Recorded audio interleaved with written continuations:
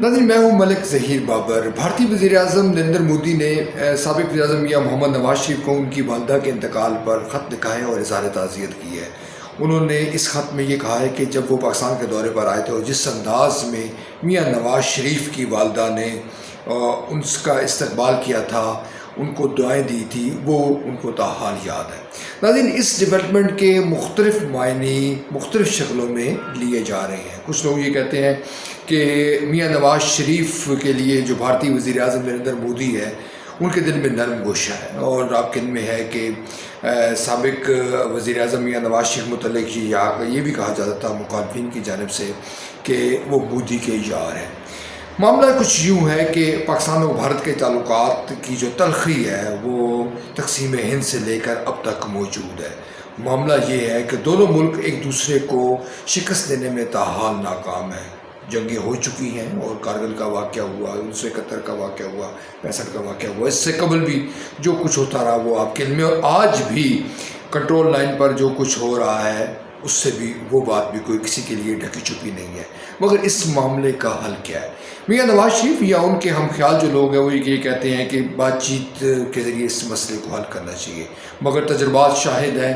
گزشتہ ماہ سال کے جو واقعات ہیں وہ شاہد ہیں کہ بھارت نے پاکستان کو کبھی دل سے تسلیم نہیں کیا۔ بھارت نہیں چاہتا کہ پاکستان کے ساتھ مسائل کا حل نکالا جائے۔ بھارت نہیں چاہتا کہ جنوبی ایشیا کا جو امن ہے وہ خطرے میں نہ پڑے۔ واجپئی صاحب کے دور میں جب وہ لاہور میں تشریف لائے تو اس کے بعد یہ کہا گیا کہ اب دو جو ہمسایہ ممالک ہیں وہ ایٹمی قوت بن چکے ہیں، لہٰذا امن کے علاوہ کوئی آپشن نہیں بچا۔ مگر ہم یہ دیکھتے ہیں کہ پھر ایسا نہیں ہوا۔ مودی صاحب کی مقبولیت، یعنی بی جے پی کی مقبولیت، جس میں برملا طور پر مسلمانوں کے ساتھ نفرت، اسلام کو حقارت کی نگاہ سے دیکھنا، اور پاکستان کے ساتھ جو دشمنی ہے اس کو پروان چڑھانا، مودی صاحب کی جماعت کا بیسک ایجنڈا تھا، اور اس کی بنیاد پر انہوں نے ووٹ بھی لیے، لوگوں کو موٹیویٹ بھی کیا، انہوں نے حکومت ایک دفعہ بنائی، دوبارہ اب وہ حکومت میں ہے۔ مگر ہم یہ دیکھتے ہیں کہ تاحال کوئی ایسی امید نہیں ہے کہ مودی کی جانب سے پاکستان کے ساتھ مسائل کو حل کرنے کے حوالے سے سنجیدہ کوشش کی جائے۔ اس وقت خطے کی صورتحال تو مختلف ہو گئی ہے۔ چین جس طرح ابھر رہا ہے، چین اور بھارت کی جو مخاصمت ہے اس کے نتیجے میں پاکستان اور بھارت کی جو دشمنی ہے وہ زیادہ بڑھ رہی ہے، اور جو مودی سرکار ہے اس کے جو تھنک ٹینکس ہے وہ برملا یہ کہتے ہیں کہ چین اور پاکستان اب بھارت کی دشمنی میں ایک ہو گئے ہیں۔ معاملہ کس حد تک درست ہے یا نہیں ہے اس بات سے قطع نظر، مگر یہ کہنا درست ہوگا کہ مودی کی جانب سے، بی جے پی کی جانب سے، آج کے بھارت کی جانب سے ایسا امکان نہیں ہے کہ کس طرح سے پاکستان اور بھارت کے ساتھ کے جو تعلقات ہیں وہ بہتر ہو جائے۔ ناظرین، خطے کا جو امن ہے وہ بہت ضروری ہے، اور دنیا کی جو اس وقت جو میچور ریاستیں ہیں، جو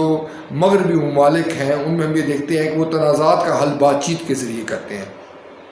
ایک دوسرے کو ختم کرنے کی خواہش، ایک دوسرے کو زمین بوس کرنے کی خواہش سوائے تباہی کے اس کا کوئی مقدر نہیں ہے۔ اب معاملہ کچھ یوں ہے کہ سیاست میں یہ تاثر عام ہے کہ کہا کچھ جاتا ہے اور کیا کچھ جاتا ہے، مگر جہاں تک مودی سرکار کا معاملہ ہے یہ کہا جا سکتا ہے کہ جو مودی نے کہا وہ کر دکھایا۔ مودی بدستور پاکستان کو نقصان پہنچانے کے در پہ ہے۔ میاں نواز شریف کو خط لکھنا یوں بہتر بھی ہو سکتا ہے، یا بہتر محسوس کیا جا سکتا ہے کہ کہیں نہ کہیں یہ بات نریندر مودی کے ذہن میں موجود ہے۔ نریندر مودی اس بات کو سمجھ رہا ہے، بھارتیہ جنتا پارٹی اس بات کو سمجھ رہی ہے کہ بالآخر پاکستان اور بھارت نے کسی نہ کسی شکل میں مذاکرات کا حل نکالنا ہے۔ کشمیر کا جو خصوصی سٹیٹس ختم کر کے بھارت نے واضح طور پر پیغام دیا ہے کہ مقبوضہ کشمیر کو پاکستان بھول جائے، مقبوضہ کشمیر کو بھارت کسی صورت نہیں چھوڑے گا، بلکہ بھارت تو یہ بھی کہتا ہے کہ جو آزاد کشمیر ہے وہ بھی اس کا حصہ ہے، اور آزاد کشمیر بھی پاکستان دیا جائے۔ گلگت بلتستان پر جس طرح بھارت اعتراض کرتا ہے وہ بھی آپ کے علم میں ہے کہ گلگت بلتستان کی خصوصی حیثیت کے حوالے سے بھارت اپنے خدشات کا اظہار کرتا ہے، اعتراضات اٹھاتا ہے، اور یہ کہتا ہے کہ یہ ایریا بھی ہمارا ہے۔ تو یہ اس ماحول میں اگر مودی نے میاں نواز شریف کو ان کی والدہ کے انتقال پر اظہار تعزیت کیا ہے تو اس کو اچھا شگون بھی کہنا چاہیے اور برا شگون بھی کہنا چاہیے۔ مودی سرکار پک اینڈ چوز کر رہی ہے۔ ہم یہ جانتے ہیں کہ سیاست میں ایسا ہی ہوتا ہے کہ جو ہم خیال ہوتا ہے اس کو قریب لانے کی کوشش کی جاتی ہے، اور جو مخالف ہے، جو سمجھا جاتا ہے کہ اس سے بات چیت نہیں ہو سکی، اس کو دور کرنے کی کوشش کی جاتی ہے۔ مگر سیاست کا جو میچور پارٹ ہے، یا اس کی جو میچور پہلو ہے، یا اس کی جو پختہ سیاسی سوچ جس کو آپ کہہ سکتے ہیں، وہ یہ بھی ہو سکتی ہے کہ مودی آج کے جو میاں نواز شریف کی بجائے وزیر اعظم عمران خان سے رابطہ کریں، وزیر اعظم عمران خان سے بات چیت کا کوئی سلسلہ نکالا جائے، بیک ڈور ڈپلومیسی نکالی جائے، دونوں اطراف جو غربت ہے، دونوں اطراف جو مسائل ہیں وہ کسی سے ڈھکے چھپے نہیں ہیں۔ غربت کی شرح بھارت میں بہت زیادہ ہے، اور لاکھوں نہیں، کم و بیش کہا جاتا ہے کروڑوں لوگ ایسے ہیں جو سڑکوں پر سوتے ہیں۔ اس ماحول میں کیا بھارت جنگ کا متحمل ہو سکتا ہے؟ بھارت اس وقت کئی محاذوں پر لڑ رہا ہے، اور بھارت کی ایک طرف بھارت کے جو اندرونی مسائل ہیں، اس وقت جو کسانوں کا احتجاج ہے وہ بھارت میں پھیلا ہوا ہے۔ نئی دہلی میں کسان بڑا جمان ہے، اور وہ برملا یہ کہہ رہے ہیں کہ وہ مودی سرکار کے سامنے نہیں جھکیں گے اور اپنے مطالبات کی وہ تکمیل چاہیں گے۔ دوسری طرف چین کے ساتھ بھارت کی مخاصمت ہے، اور چند ماہ قبل چین اور بھارتی جو فوجیں ہیں وہ آمنے سامنے ہوئی، ان میں جھڑپ ہوئی، دونوں اطراف سے جو ہے وہ کیجولٹیز بھی ہوئی، جس سے یہ سمجھا جا رہا ہے کہ اب شاید چین اور بھارت کے تعلقات اگر کشیدہ نہیں رہیں گے تو خوشگوار بھی نہیں ہو سکتے، اور دونوں ممالک ایک دوسرے کو نیچا دکھانے کے لیے آگے بڑھ رہے ہیں۔ ناظرین، ہمیں پاکستان کو